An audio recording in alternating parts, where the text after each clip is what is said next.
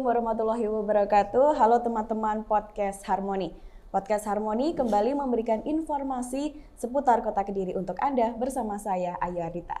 Teman-teman, tema kita hari ini adalah sukseskan pemilu 2024 dan tentu saya sudah bersama dengan dua narasumber saya hari ini. Dari KPU Kota Kediri, Bapak Wahyudi selaku anggota KPU Kota Kediri, dan juga dari Bawaslu Kota Kediri, Bapak Yudi Agung Nugraha selaku Ketua Bawaslu Kota Kediri. Bapak, selamat pagi semuanya. Selamat Gimana pagi, nih Pak Mbak kabarnya? Ayu. Alhamdulillah sampai sekarang masih diberikan kesehatan. Sehat ya Pak. Itu yang ini kan, terpenting, Mbak Ayu. Lagi repot banget ya Pak menjelang pemilu nanti. Iya. Sehat ya Alhamdulillah. Bapak, menjelang pemilu tanggal 14 Februari nanti, kira-kira seperti apa sih Pak persiapan dari KPU dan juga Bawaslu Kota Kediri sendiri? Monggo. Iya.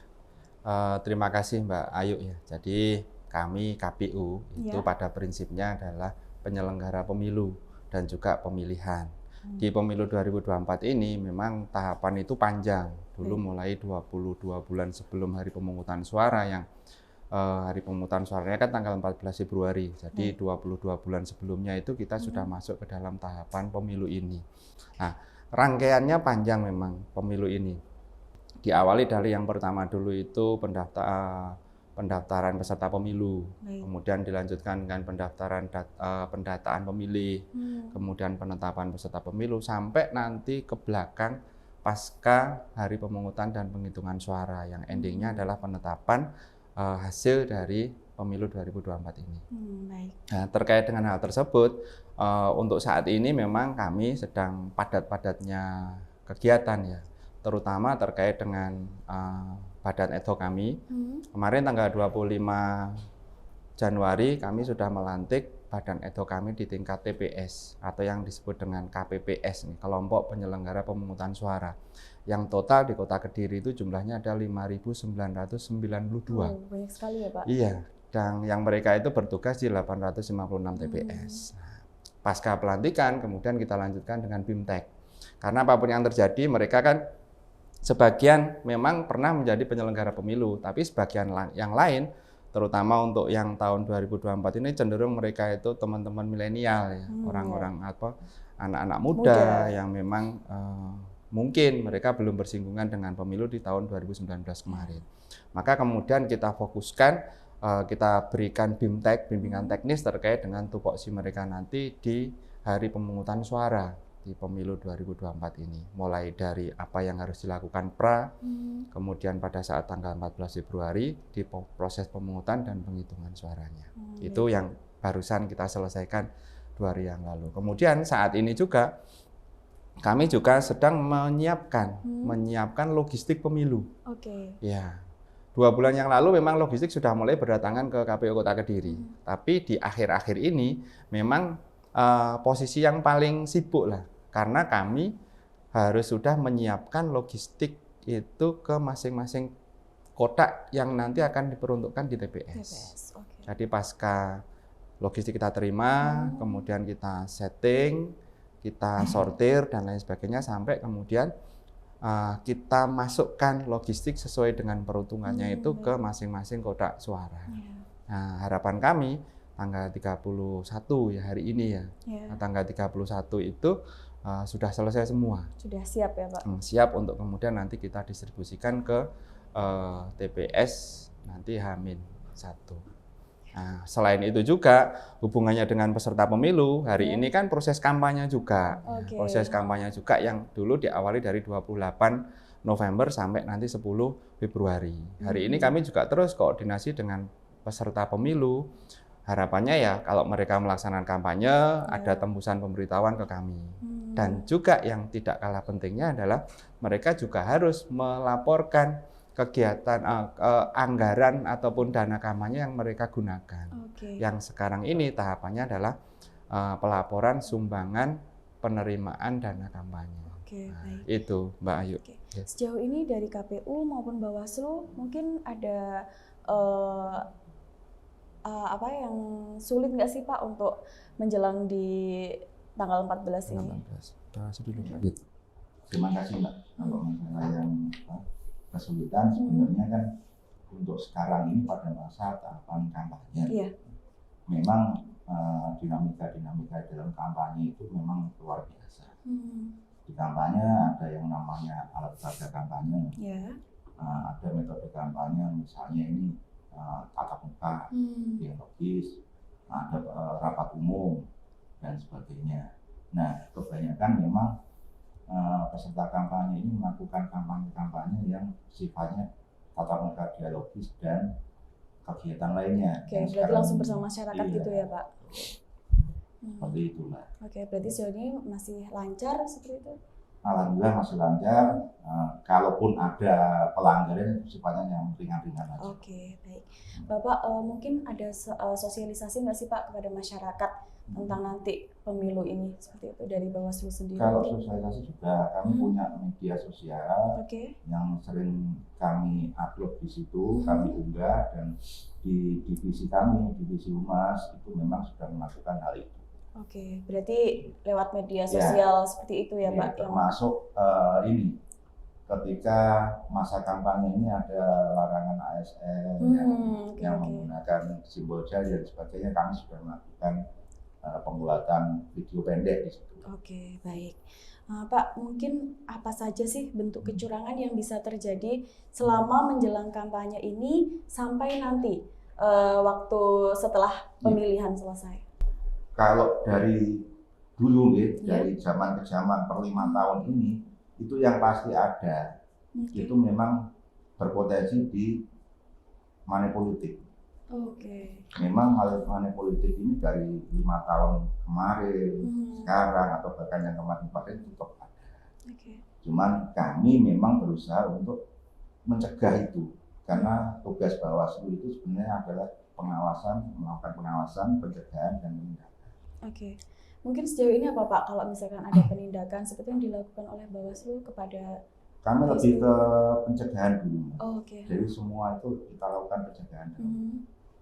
Kemarin ketika sebelum masa kampanye ada yang namanya sosialisasi dulu. Kami juga mengundang semua partai. Kami berikan sosialisasi apa sih yang dibolehkan dan tidak diperbolehkan pada masa sebelum kampanye. Termasuk di dalam kampanye ini kami juga mengundang. Kita jelaskan semuanya bahwa masa kampanye itu pemasangan APK harus bagaimana dan sebagainya. Baik. Pak, kita kan tahu ya menjelang masa kampanye ini banyak sekali baliho di sepanjang jalan ya Pak Kediri. Nah, sebenarnya seperti itu ada SOP-nya nggak sih Pak? Karena kita banyak sekali baliho-baliho yang dipajang itu di pinggir-pinggir jalan Kota Kediri seperti itu. Ini ke Bawaslu atau? Monggo, berdua mungkin KPU bisa dulu menjelaskan ya. Proses kampanye ini kan memang banyak metode ya Mbak Ayu ya terkait dengan kampanye ini. Salah satunya memang pemasangan alat peraga kampanye. Nah, di dalam proses kampanye pemasangan alat peraga kampanye, KPU itu punya kewajiban untuk memfasilitasi peserta pemilu dalam bentuk keputusan atau menyampaikan titik lokasi yang diperbolehkan untuk memasang alat peraga kampanye. Kami di KPU sudah mengeluarkan surat keputusan terkait dengan titik lokasi mana yang bisa dipasang alat peraga kampanye. Nah, tapi sebelum itu kami juga pastinya berkoordinasi dengan Bawaslu, berkoordinasi dengan pemerintah daerah dan stakeholder yang lain. Bab apapun yang terjadi, pemasangan itu kan pasti di wilayah, kalau di Kota Kediri berarti kan di wilayah Kota Kediri. Ada peraturan perundang-undangan lain selain nanti peraturan KPU itu yang memang harus ditaati oleh peserta pemilu. Contoh terkait dengan perwali reklame, kemudian perwali tentang pemasangan alat peraga sosialisasi ataupun alat peraga kampanye, yang walaupun toh bukan produk kami, tapi peserta pemilu juga harus mentaati itu. Nah, dari situ memang KPU kewajibannya hanya itu, memberikan fasilitas terkait dengan titik lokasi yang diperbolehkan pemasangan alat peraga kampanye. Nah, nanti berikutnya pasca itu, kalau kampanye itu diawali dari 28 November sampai nanti 10 Februari, maka harapan kami pada saat kami sudah menentukan titik lokasi itu, peserta pemilu tidak ada yang melanggar. Kemudian kami menyerahkan sepenuhnya proses pengawasan itu kepada Bawaslu. Gitu, Mbak. Ya. Untuk Bawaslu sendiri sejauh ini gimana Pak? Adanya baliho yang banyak sekali di Kota Kediri. awal masuk ke tahapan kampanye, kami memang melakukan persamaan persepsi dulu, terutama dengan pihak KPU, dengan stakeholder yang ada, OPP dan sebagainya. Itu kita membahas dulu, membahas ini mana yang diperbolehkan. Dan ternyata kami menemukan ada dua peraturan atau regulasi, itu ada di PKPU 15 dan 20 beserta di Perwali 42. Nah memang detailnya itu masih masuk di Perwali 42. Artinya gini, ada batasan-batasan ketika tempat ibadah, tempat pendidikan, gedung pemerintahan itu. Sedangkan di Perwali juga ada di situ. Nah, beberapa hal yang sering berpotensi untuk menjadi pelanggaran itu ketika pemasangan di jalan-jalan yang dilarang. Nah, itu kami konsentrasi di situ memang. Itu yang pertama. Yang kedua di pohon-pohon. Karena di Perwali jelas bahwa dipasang di pohon itu dilarang, yang dilarang. Begitu juga sebenarnya di PKPU juga ada. Nah, makanya kita kolaborasi dua peraturan perundangan ini untuk kita lakukan pencegahan terlebih dahulu. Karena sebelum kita melakukan penertiban, itu di Bawaslu ada yang namanya saran perbaikan. Saran perbaikan itu adalah melakukan teguran terlebih dahulu. Yang kedua, kita berikan waktu mungkin 3 kali 24 jam untuk menertibkan mandiri. Nah, ketika itu tidak ditertibkan, maka kami baru berkoordinasi dengan POPP untuk bisa menertibkan itu semua ya Pak. Karena kan kita lihat sendiri ya Pak, di sepanjang jalan ini banyak sekali. Baik, berarti sebenarnya itu sudah ada SOP-nya ya Pak, seperti apa hasilnya itu?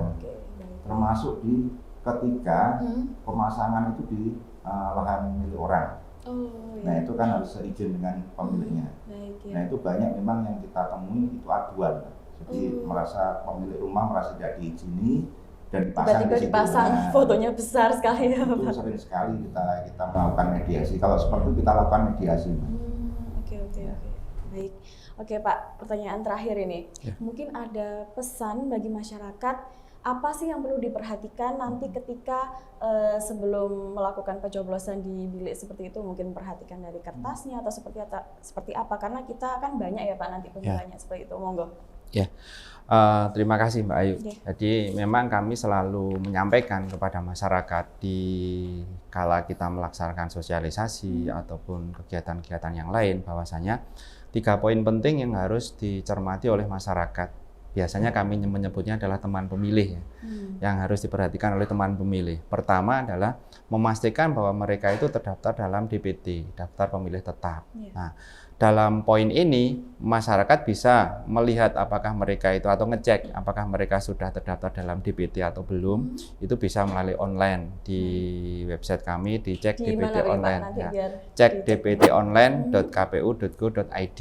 Nah, di situ nanti masyarakat tinggal memasukkan NIK saja. Kalau nanti sudah, nanti tinggal set, akan tercantum di situ mereka terdaftar di TPS berapa, kemudian alamat TPS-nya mana, gitu. Poin pertama itu. Kemudian poin 2-nya adalah memastikan bahwa mereka nanti datang ke TPS. Itu yang kami juga selalu sampaikan. Harus orangnya sendiri ya Pak? Iya, selalu kami sampaikan kepada masyarakat. Datang ke TPS pada tanggal 14 Februari 2024. Kalau biasanya 14 Februari itu kan hari kasih sayang, besok kita ganti dengan hari kasih suara. Sayangnya belakangan. Gitu. Datang ke TPS-nya itu ngasih suara, sayangnya biar di rumah aja. Nah itu, tanggal 14 Februari. Kemudian yang ketiga, nanti kalaupun datang, kemudian memberikan hak pilihnya atau istilahnya nyoblos, benar-benar dengan peralatan yang sudah disediakan oleh KPU. Jangan menggunakan peralatan yang lain, karena itu akan mempengaruhi sah tidak sahnya surat suara. Ya, Pak, berarti harus alat yang ada di situ harus pakai di situ. Kalau misalnya bawa bolpen ya jangan nyoblos pakai bolpen itu nanti menjadikan surat suara tersebut tidak sah. Dan juga pastikan pada saat memilih itu benar-benar mencermati visi, misi dan program dari peserta pemilu sehingga kita nanti tidak salah pilih. Sebab pemilu itu harapannya adalah pemilu yang berintegritas dan juga hasilnya itu benar-benar hasil yang sesuai dengan harapan masyarakat. Gitu. Mungkin dari Bawaslu ada tambahan Bapak? Terima kasih. saya sudah menambah aja Mbak, Oke. dari apa yang disampaikan dari Mas Waidi dari KPU bahwa memang tanggal 14 itu hari di mana kita memberikan suara di TPS.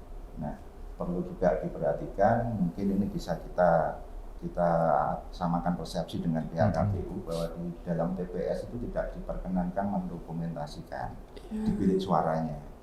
Nah, mungkin dari masyarakat yang akan melihat ini kita sampaikan terlebih dahulu ketika nanti sudah masuk di dalam TPS pendaftaran, monggo untuk handphone tidak dibawa masuk ke dalam bilik. Jadi nggak boleh selfie ya Pak? Kalau selfie waktu tidak di bilik suara monggo kan gitu ya. Berarti Tapi setelah memilih itu ya Pak? Kalau di dalam bilik suara biasanya kan dilihat nih di kamera lo itu aku nyoblos kan Buat konten Pak. Itu nanti akan menjadi sebuah pelanggaran. Berarti itu dilarang ya Pak? Ya, terus yang kedua bahwa di TPS itu ada yang namanya pengawas TPS. Itu sesuai dengan jumlah TPS 856, kami juga menempatkan PTPS kami sejumlah 856 itu. Kenapa kami tempatkan di situ? Hanya untuk bisa melakukan pencegahan ketika ada potensi pelanggaran. Salah satunya itu tadi, kami akan mencegah dengan melakukan, Mbak, Bu, tolong HP taruh dulu, jangan dibawa masuk ke dalam bilik suara. Yang ketiga ini ya, kita juga perlu perhatikan bahwa di Undang-Undang 7 tahun 2017 di pasal 523 itu ayat 3 yang mengatur tentang money politik di situ, bahwa pada hari hanya tanggal 14 itu subjek hukum yang ada itu bukan lagi sebagai pelaksana, bukan lagi peserta pemilu, bukan lagi tim sukses, itu bukan, tapi ke setiap orang. Jadi ketika itu ada transaksional money politik di sana, itu sudah nggak melihat lagi yang namanya peserta pemilu, pelaksana pemilu, tim kampanye, udah nggak melihat itu. Jadi jatuhnya orang per orang. Jadi mohon ini bisa dicermati oleh masyarakat ketika itu ada. Monggo segera dilaporkan. Minimal kami mencegah dulu. Untuk tidak terjadi hal yang tidak diinginkan ya Pak. Oke, baik. Terima kasih jawabannya dari Bapak Wahyudi, Bapak KPU, dari Bapak Yudi dari Bawaslu Kota Kediri, dan semoga ini juga menjadi edukasi bagi masyarakat sekaligus informasi nanti menjelang pemilihan tanggal 14 Februari. Baik, dan saya beserta kru yang bertugas mohon pamit undur diri dan wassalamualaikum warahmatullahi wabarakatuh. Waalaikumsalam.